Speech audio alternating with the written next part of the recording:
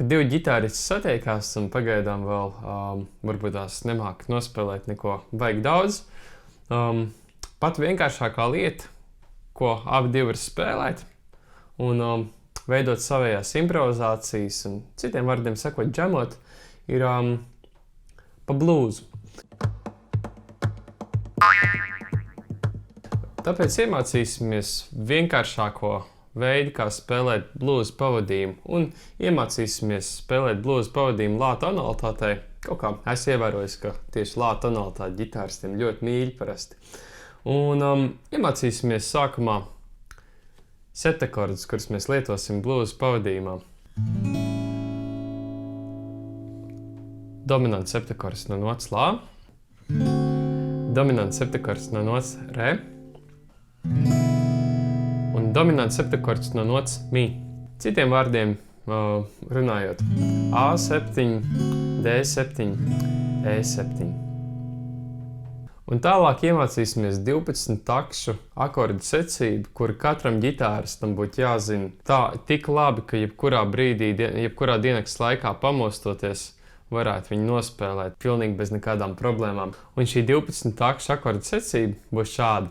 Pirmajā variantā mēs vienkārši katrai taktī spēlēsim stiprās taktdaļas, un tātad katrā taktī mums sanāks akordu nospēlēt 4 reizes.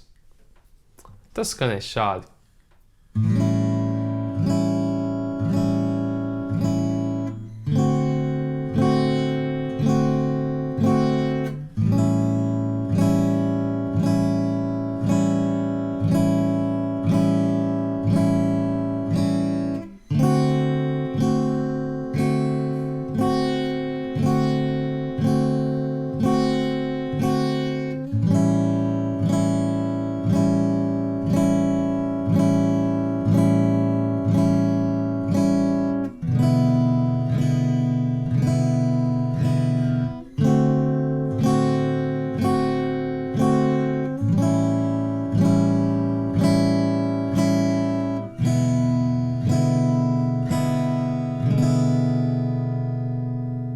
Ja mums vēl pagaidām nesanāk šādā tempā, droši varam spēlēt lēnākā tempā.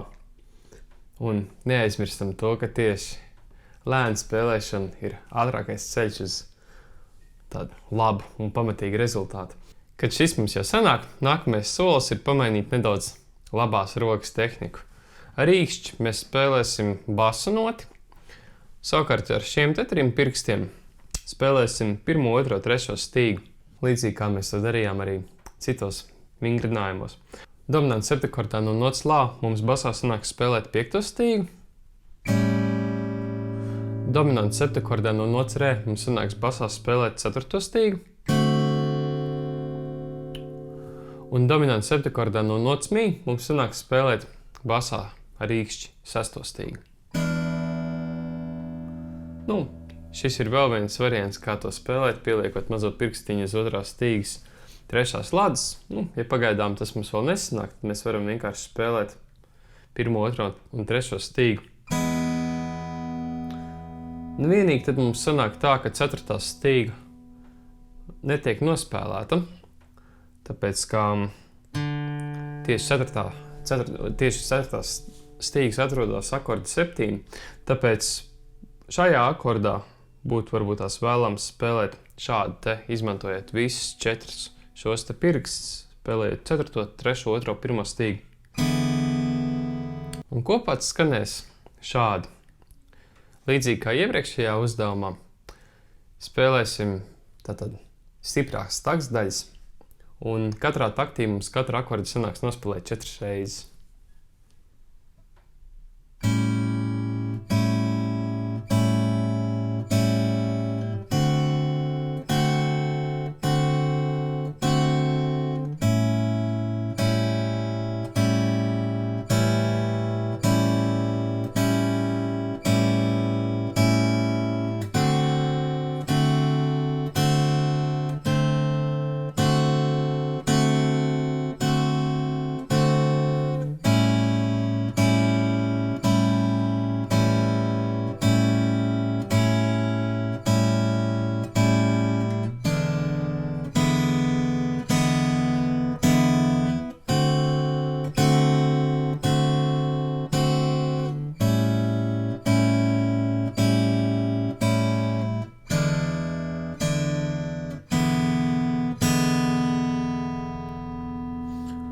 Līdzīgi kā es tagad to darīju, dominantu septakordā no nots mī, mēs to mazo pirkstiņu varam reizēm uzlikt, reizēm arī noņemt, jo tā ir nots re, tā ir akorda septīm, un mums viņa atrodas gan sērtās stīgas brīvas, gan arī šeit uz trešās stīgas, atvainojos uz otrās stīgas trešās sladzes, un attiecīgi no tā, vai mēs nospiežam otro stīgu uz trešās sladzes, vai arī nenospiežam, no tā mainās akordu salikums, bet pat akordu būtība nemainās. Tas joprojām ir un paliek dominants septakords no nots mī.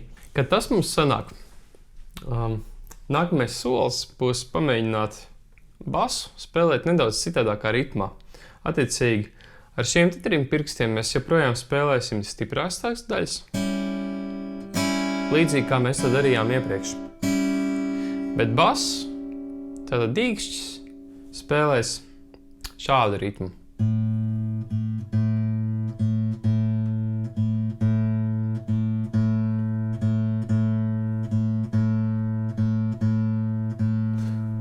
Un kopā tas skanēs šādi.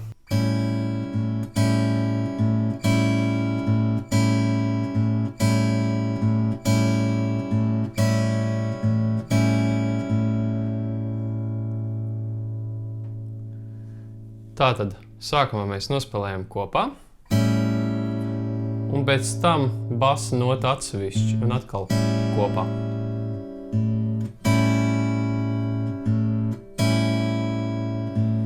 Viens, un divi, un trīs, un četri.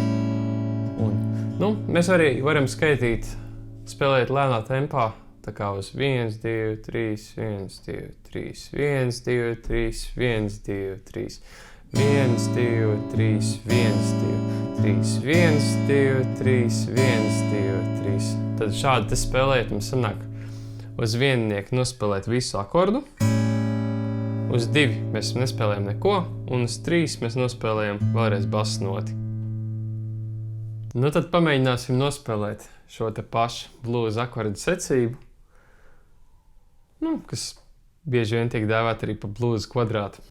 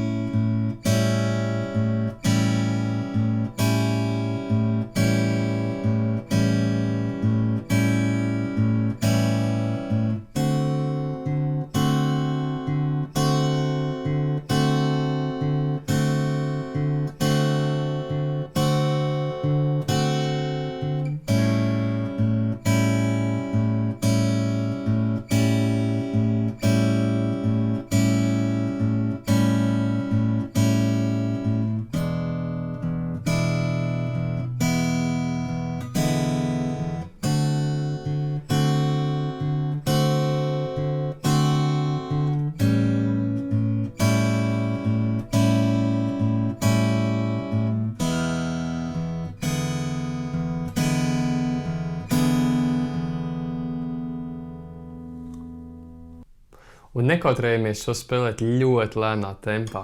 Šāds te temps ir pilnīgi normāls. 1, 2, 3, 1, 2, 3, 1, 2, 3, 1, 2, 3, 1, 2, 3. Protams, mēs arī varam skaitīt arī 1, 2, 3, 4, 5, 6. Kā jums ērtāk? Tas būtībā ir 6 astotdaļu. Mēs varētu to saukt par 6 astotdaļu taksmēru. Tad 1, 2, 3, 4, 5, 6. 1, 2, 3, 4, 5, 6 un tā tālāk. Un visi beidzot pamēģināsim pamainīt nedaudz basa līnijas notas. Tātad ejot uz katru nākamo jauno takti, iespēlēsim uz basa stīgas pirmo ladu. Tas skanēs šādi.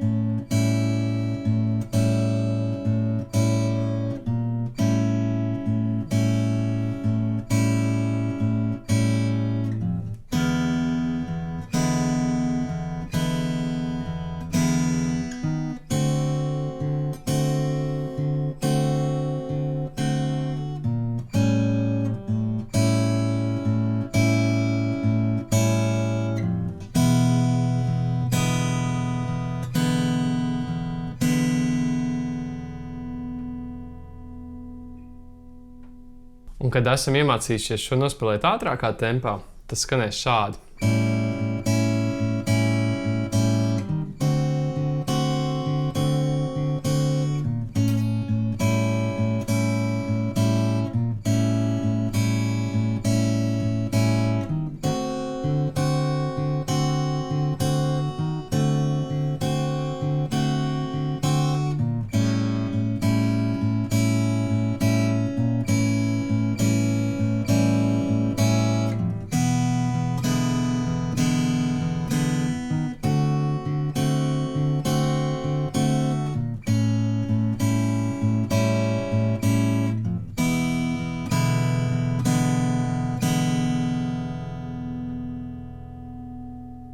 Un spēlējot blūzu, viena ģitāra tad spēlē šo te akordu pavadījumu, otra ģitāra savukārt spēlēs solo. Vai tā būs kāds blūzas tēmas melodija, vai arī tā būs improvizācija. Citiem vārdiem sakot, blūzas solo. Un kā spēlēt blūzas solo, mēs iemācīsimies nākamajā uzdevumā.